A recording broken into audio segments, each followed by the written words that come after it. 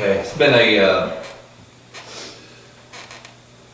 mind-draining past couple of days dealing, just thinking about, you know, it would be so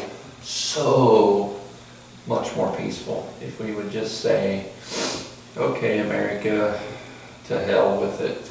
I'm going to serve God and move on. Okay. Well, your beard's looking sharp for Thank that. you. My wife told me today it was too long. No, you got. Oh, I know. I told her I want it out here, but she You know, Russell Crowe. I know you're she, starting to get that. I know. No Duck Dynasty? Yeah, so yeah. Well, exactly. You know what my wife told me? I didn't marry Duck Dynasty. Yeah. If I wanted to marry a Duck Dynasty, you know. Yeah, she's already on me. She said this is already too long. I don't know. I Anyways. consider a lot for It's having beyond the that. privilege. Well, you know, I told her I will Thank you, smooth it anyway. out and just be distinguished. I could talk to her. But, oh yeah. Those Man, don't do me any favors. But, I'm from a guy that can. there is so, to try to engage in a critical thinking discussion on this election and the condition of American society is almost, It's very draining. it's a vain endeavor. Because people are brainwashed and blind and they don't It want to is. open their eyes and see. Everyone is so emotional. Yeah. Okay, because I am going to vote for Trump and have tried to push some of the positive things about his ideas. It's like all of a sudden I become this imbecile that doesn't know what I'm talking about.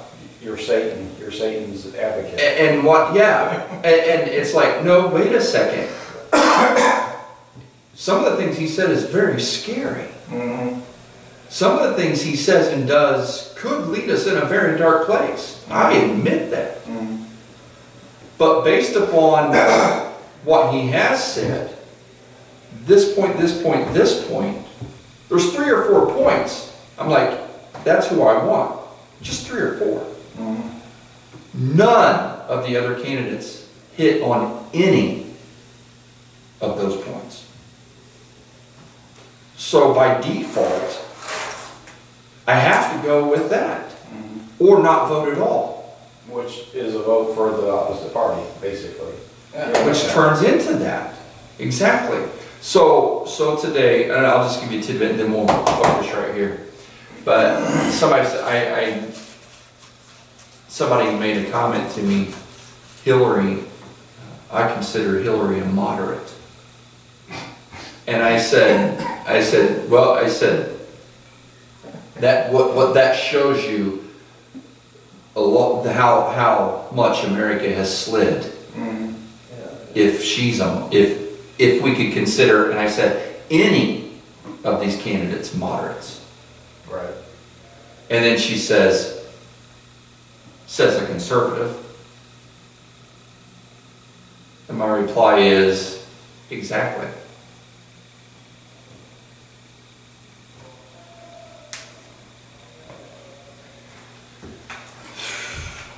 I just don't see how anybody could, in their right mind, vote for Hillary. I do not. I mean, there's I just do not either. so much I do not either. negative.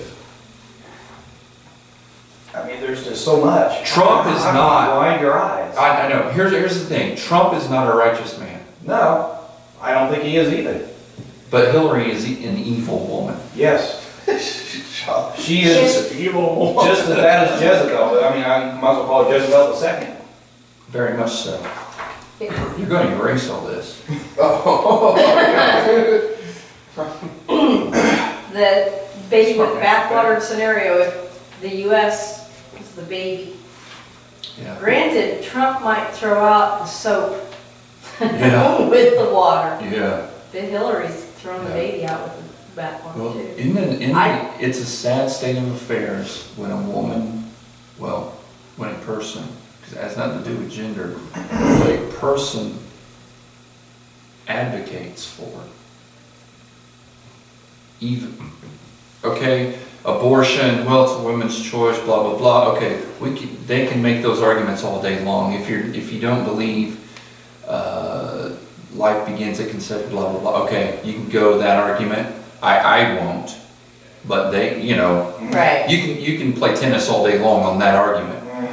But to blatantly say late-term partial birth abortion is still okay. It's legal because the child has no rights. That's barbaric. Yeah. That's evil. Oh, yeah. That's evil. And my wife made a good point the other day. She said, if we would see a baby with limbs ripped off and a skull crushed laying on the side of the road,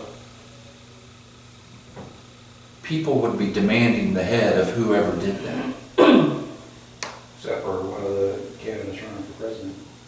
But you know what I'm saying? Sick. Sick. You take that issue alone, that's sick.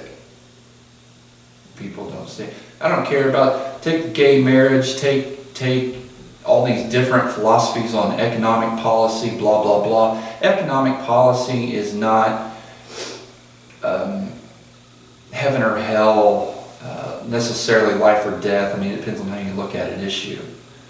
Taxing the rich, not taxing the rich. Socialistic government, blah, blah, blah. But when it comes down to playing God, that's serious. That's serious. And the thing is, the danger of a more socialist type of government, communist type government, is God's never involved. Like, if you look through our world history with Lenin and Marx, that was a key, is to remove God, because the powers that be become the God. Like North Korea. Like North Korea, exactly. If you look at that culture, Exactly. People think, I mean, they look up to him like a Yes. God because Yes. they don't know any better. Yes, and the people who do know better are so scared, Yeah. they worship him anyway. With their mouth, but not with their heart. Because they're so fearful of what he will do. And that's exactly the way it was in Germany. I know people get tired of hearing Germany, but and Hitler, but that is a modern example.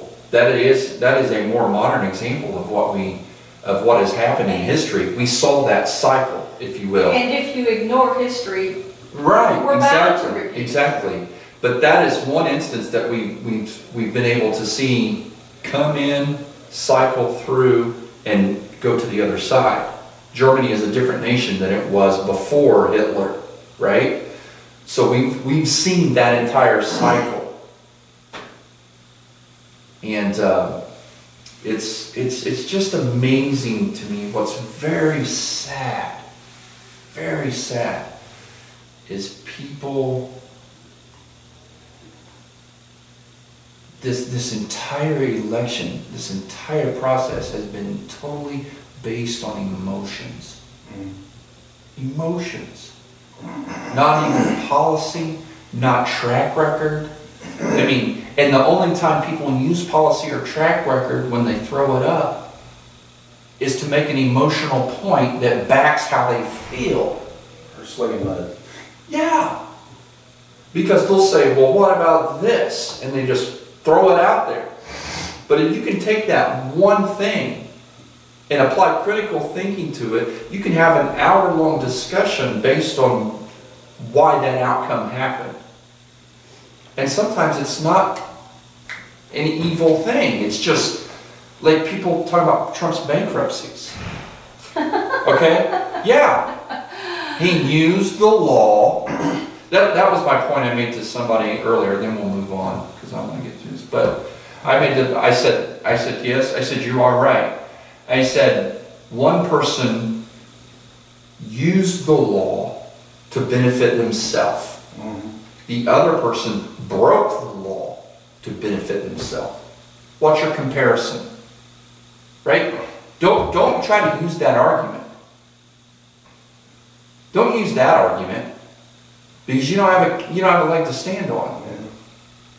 You know what I mean? I mean, there's certain issues with Hillary. I can't use an argument against Hillary because Trump's the same thing. What about rewriting the law to benefit yourself? Sure, exactly. And that's changing the law. Well, and that's the other issue. That's the other issue. Is here you have on one side you have a person. They weren't making the laws. They were using the laws. They weren't running for office. They were a rich celebrity that bought politicians, that used the system, bought Hillary even at times. Hillary was a willing participant in his actions. Yeah, because he was greasing the palm. Yeah. So now on this side, though, now you have a true politician that's been in office of some sort, some fashion, or been highly influential in our government for over 30 years. All her life she's been a politician. She's for over 30 years. Politician, yeah. And this is where we're at. And she's going to make things great. And if things were so good under this type of administration, why are people still crying out for more change? And then people want to say, well, you've got a Republican-controlled Congress that blah, blah, blah, blah. It was not Republican-controlled when Obama was first in office. Those first 4 years it was. Right. He served several years with a Democrat-controlled Congress. And they let so many things slide under him. They didn't push back. There ain't no kidding. Obamacare, TPP. It's because of those first 4 years of Congress that Republicans took control of Congress. Right. Because people were tired of it. So there was a big push in like 2010, but then by the time 2012 rolled around, there was so much rhetoric and mudslinging, and then the Republicans put up Mitt Romney as a candidate who was a Mormon.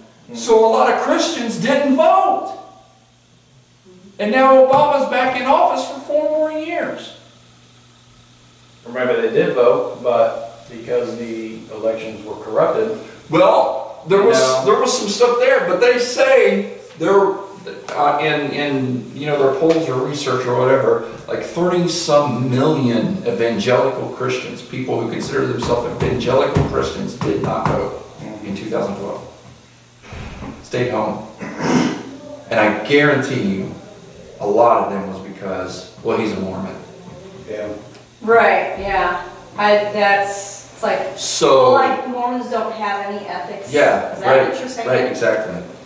And anyways, okay. So you see, I'm a little emotionally stirred today. A little emotionally stirred. I have some of the greatest conversations. I have a friend that's a libertarian, and I have 2 friends that's Democrats, and we get along just great. Because we can look behind the curtains. And every one of us admits the faults in the system. We admit the faults in our parties. We admit the faults of our candidates. And we say, this is why I'm voting this way. And we can all understand each other. It is possible to have decent, critical thinking conversations and disagreements. It is possible. I don't demand to be right, but if you tell me I understand what you're saying, but this is why I feel differently, okay. But don't use an emotional argument that has holes all through it, can't even hold water. So many people are carrying buckets with holes and trying to put water in them, and it doesn't hold. It's emotional, it's stupid, it's ignorant, and this, sad to say, seems to be the majority of American people today. And it is so disheartening. So disheartening. I can only imagine the frustration that Bonhoeffer had when he was in Germany. Seeing Hitler come and rise to power. And the German church going right along with it. I can only imagine his frustration. Do you think, this is what I kind of have gathered, that there are so many families, so many couples. We need to start the podcast. And We need to get on that. so many adults who are so busy trying to make ends meet, trying to keep up with the Joneses, trying to better themselves, trying to keep their heads above water in today's economy, that the majority of these people can only grasp what comes their way. They don't have time to research and find And you're the right. entire truth. There's a lot of that too. It takes a lot of research, a lot of digging. Because Because you gotta confirm and then reconfirm to make Yeah. sure that what you've heard, what you've read, and Because seen. journalism today, the vast majority of journalism today is not pure journalism. It's all propaganda. It's paid for. Both sides. You have to look at places like Alex Jones, the Drug Report. I mean, you got to go off the deep end to find the truth. And it ain't easy to find truth. Yeah. You're exactly right. And people want to talk about, here's what gets me too. Very same people that talk about all politicians lie, all politicians are crooked, all politicians are corrupt. Well, Hillary said this, this, and this, and that's why I'm going to vote for her. What? And she's more You politician just than- said, Yeah. you just said, you're a hypocrite. That's what you are. You're a hypocrite. Because if you say all politicians lie, all politicians are crooked, and then you say you 100% back a 30-plus year politician, you just lied. You're a hypocrite. Mm-hmm. See, we want to paint everybody with this big, broad brush. All.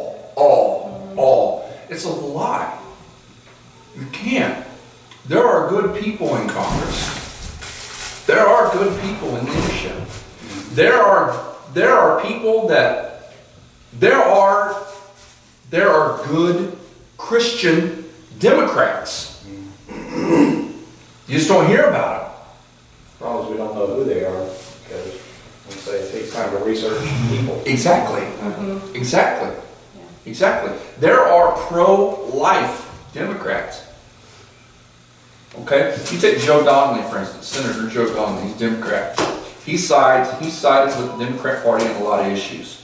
Okay? A lot of policy issues. And this is where we need to separate what's moral and what's policy.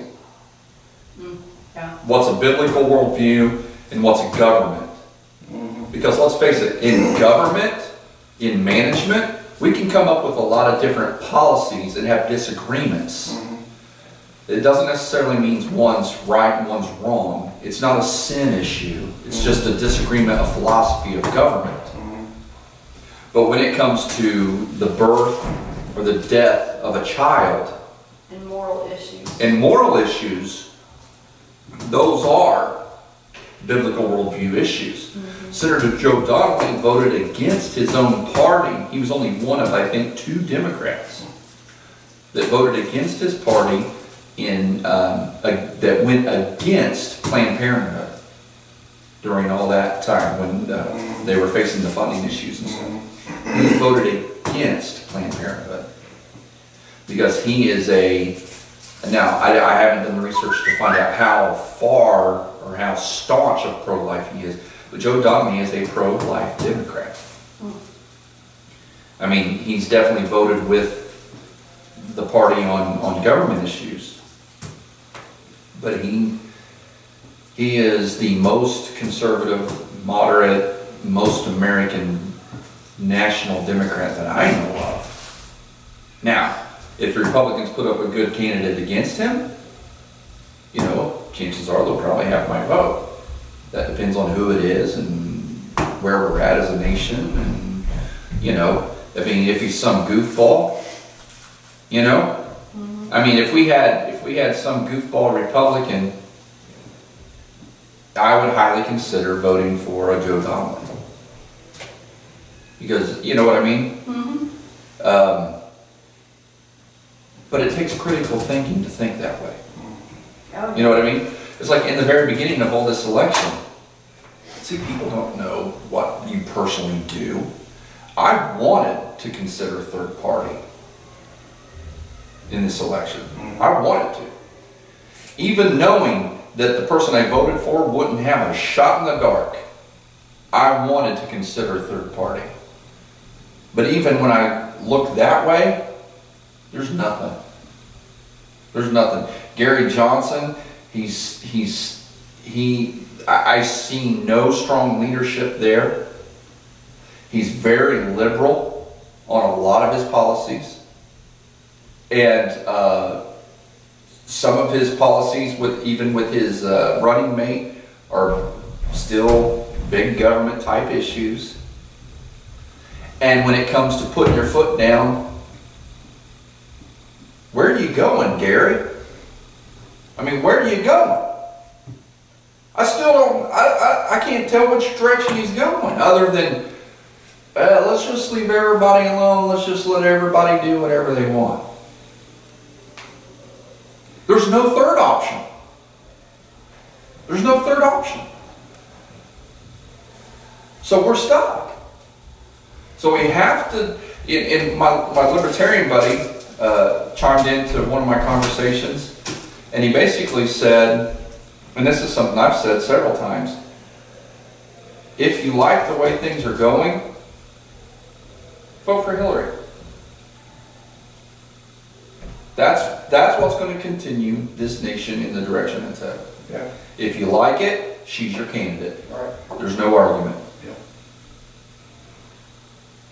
It's a continuation of, and let's get real. I'd say an accelerated continuation. It is. It's a continuation of even some of Bush's policies.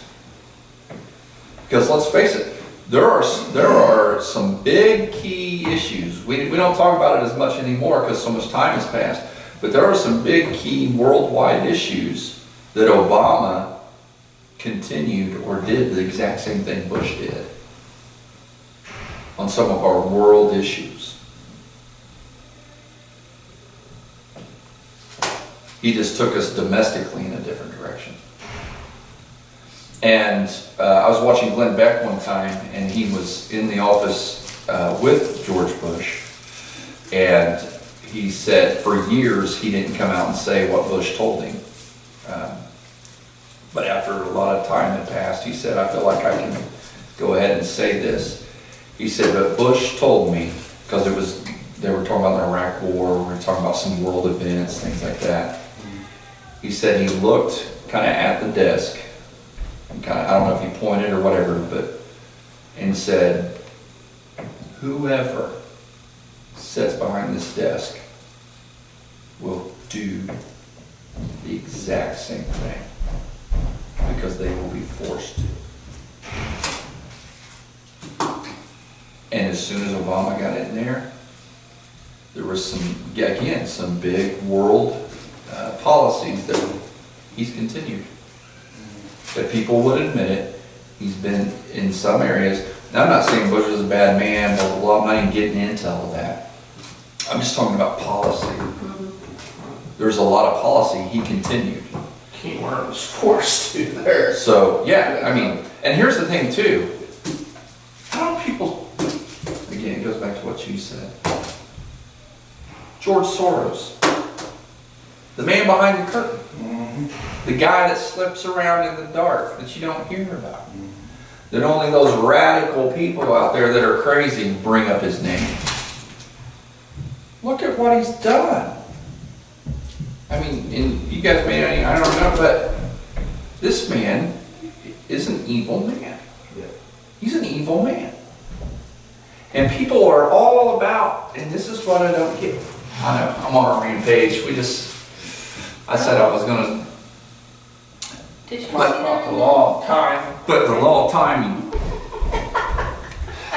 But so many people, like I have a friend that's all about Hillary and the economy. Hillary and the economy. Hillary and the economy. What's Hillary going to do for the economy anyways? I haven't really Take heard. more of our money, that's what she's doing. Yeah, I haven't heard her say anything about it, but maybe she Well, has. yeah, she's gonna raise taxes on the middle class. That's what it is. That's going to boost the economy. Well, George Soros has been a key influencer in a lot of this healthcare stimulus stuff that we've been seeing unroll out the past 8 years. 4 years, because he enacted it the first 4. Well, yeah, exactly. So, Hillary says, I'm going to continue this pattern, okay? George Soros, who has been a key influencer in our economic policy, has said out of his own mouth that a devaluation, a decline of the dollar, of the American dollar, is a good thing for the world economy. That's what's behind this. But people they don't look at that. They just listen to what this person says.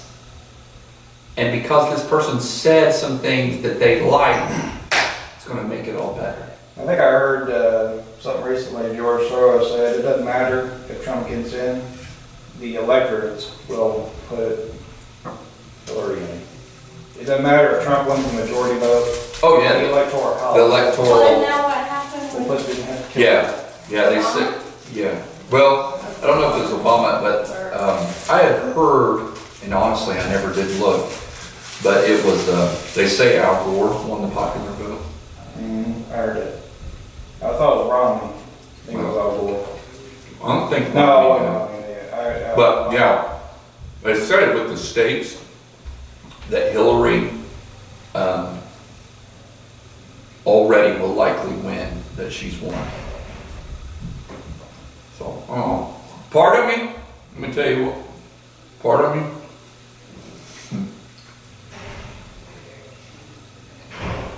chewing my brownie. Part of me, I hate to say this, God help me, forgive me.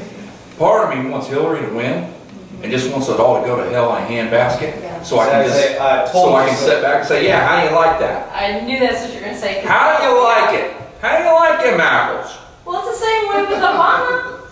I know. It's like, that's what we've been saying. I know. Don't you like this? Isn't this what you wanted? Mm-hmm. How's your health care? Yeah. Yeah, sucks. I've heard of that, and we're going to enter another civil war, so I guess it'll be interesting to see how this thing goes. Yeah. I know that's what the globalists want. They want us to go into another. Oh, yeah. Oh, there's absolutely no doubt. Because in the midst of chaos, people are looking for someone. That's why that's why the Antichrist will have so much influence. Because people will be so wore out. They want another world war so they can he will rise up and say, I will bring you peace and security.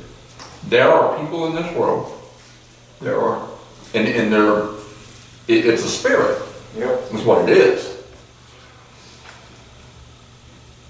That we all, people that support them and people who don't, we all us peons, are nothing but pawns to them. Yep. We're nothing but pawns. We are a number. We're just a number. It's exactly like... No matter your influence. Well, it's on a global scale, but we've seen it in world history where dictators, even some past and some modern dictators have been willing to wipe out massive numbers of their own people, supporters, and everything to get the one or two people that they want to get out of the way. They've been willing to sacrifice their own supporters so that they maintain power. And there are leaders today, and I believe some even right here in the good old USA, that we are nothing but pawns.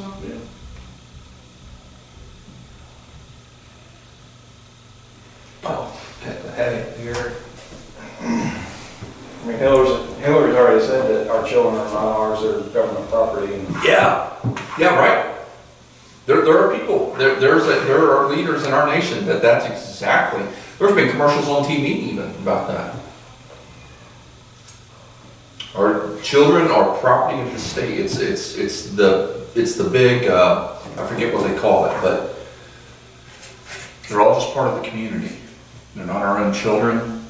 Parents don't know better. Give us your kids. So that's why, honestly. That's why if we don't think you're raising them right, we will take them away. Yes. And I think personally too, I think there's behind public education, I think there is a spiritual force there. Because that's why there are some people, some willingly, some knowingly, but some unknowingly,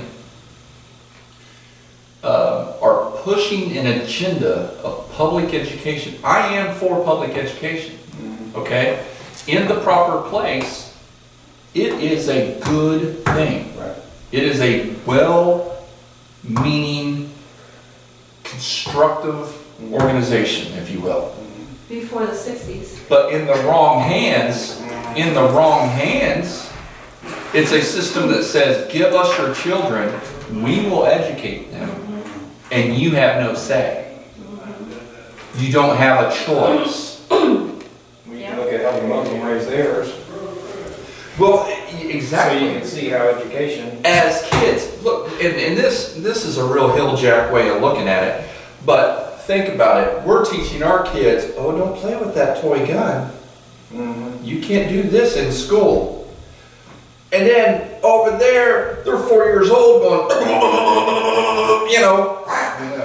I mean, they're training their children to hate and kill us. Yeah.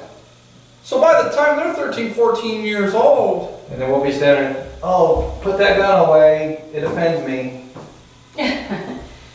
It shows you how far we are this, I mean, when I think about it, I think of this psychedelic canopy and these flowers floating in the air and 60s, you know, just this groovy music and let's all get along. Well, when was the last time? You know, when was the last time that children were taught, girls were taught like little girls, oh, and to be little girls. No, I know. And boys were taught like little boys and to be boys. Gone. We are teaching boys that it's okay to act like little girls now. Well, and expecting to be them, a girl. Expecting them to learn like girls. Yes. You know, and that's the reason why so many boys have such a hard time. right, exactly. I agree. And the women today, I have heard countless times, guys that work in jails, they're women offenders. Oh, yeah. Sometimes are much more violent and vicious and bad mouth than the guys. You go to hospitals and the nurses. I heard an EMT the other day. I was having a conversation with him, and he was like, he's like, man, you ought to hear some of these nurses talk. He said, they're sitting there talking. I'm like, am I not here? You know? He's like, I mean, he felt uncomfortable. You know what I mean? But that's our society, and so well, the person that said Hillary Clinton's a moderate, that shows you the condition of America. If Hillary Clinton, and again, my statement, if any of these candidates could be considered moderates, it shows you the condition of the American people. We have slid a long way from home. And you know what? Again, just the key points of why that I would hope for a Trump presidency is because I feel like he would at least let the church be the church and let us function. Yeah.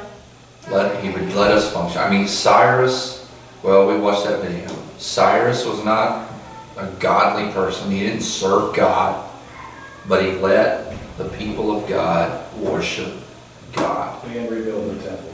And rebuild. He gave them a decree to go rebuild the temple. Yeah. He said, I ain't got no problem with you, you go do your thing. Yeah. Whereas Hillary has made it very plain that she wants to restrict our voices to the inside of the four walls. I would say she just as soon snuff them out. Well, And that's the you can't ultimate do goal. that all. You can't do that all at once, Jason. You know that. Well, we know that's the ultimate goal. That's what she says. She wants Sure. to restrict them, but in the back of her mind. Because here's what happens: you minimalize and marginalize the voice of the church. When you say, "Keep it in your four walls," we don't want to hear about your pro-life stance. We don't want to hear about your ideas on helping the poor. We don't want to, don't try to convert anybody at Walmart, It minimalizes and marginalizes so that then those Christian people are crazy kooks that have their little communes and cults. Oh yeah, that's that little commune over there. See that building with the cross on it? That's that little crazy commune that cult goes to. And then before you know it, we end up like Waco when they come and bomb us. Yeah. Well, That's something that people don't talk about either. Maybe Balkans will land on That whole Waco thing. Yeah. We ain't coming out. That was a Clinton thing. Yeah. You know that, right? He Yeah. was. So I don't know. That was on the anniversary of Ruby Bridge, wasn't it? I don't know, but that was fishy. I think it was. I've looked a little more into that. That was kind of fishy. Yeah. But it's pretty obvious that Trump isn't scared by the church. No. And No. so he has that live and let live mentality. Yeah. As the church. Yeah. Yeah. Clinton is. Yeah. And that's the reason why she's doing all Yeah. her. Well, that's like even when it comes to like gay stuff and transgender stuff. I think Trump's like, whatever, I don't care. Let them get married. But Yeah. that doesn't bother me because he still says, you guys do what you want, let them do what they want. Okay, I can live with that. Yeah, You know what I mean? right. I can live with that. But I just simply don't. They're gonna still. Yeah, I mean, they're going to live together anyway. They're going to do their thing. I mean, Well, we can still fulfill our purpose and try to evangelize them. whereas Exactly. In the opposite way, there was no hope. there's no evangelism. Right. Right. There's nothing. Exactly. So, yeah, on the gay issue, transgender, whatever, I mean, but I don't want to get locked up for saying, no, you're a boy. Right. You know what I mean? Right. You have a penis, you're a boy. You know? Yeah. How dare you? You know what I mean? How dare you say that? I have, we watched this movie the other night. I forget what it was, but, and it was kind of making fun, but it was really sad that this is where we're at. This girl, she was just a kind of an extra actress, and she didn't have a main role. She's like, yeah, she said, I'm a preschool teacher for a bisexual transgender kids. Preschool teacher. And she's like, yeah, I said, we just, whatever they want to identify as, that's what we just celebrate, nothing. And they were meaning to kind of fun, but the point is, though, that's where we're really at. Mm-hmm. That we won't let girls pierce their ears before a certain age, but in kindergarten. Oh, you want to be a boy? Okay. Anyways, God, we're such hypocrites.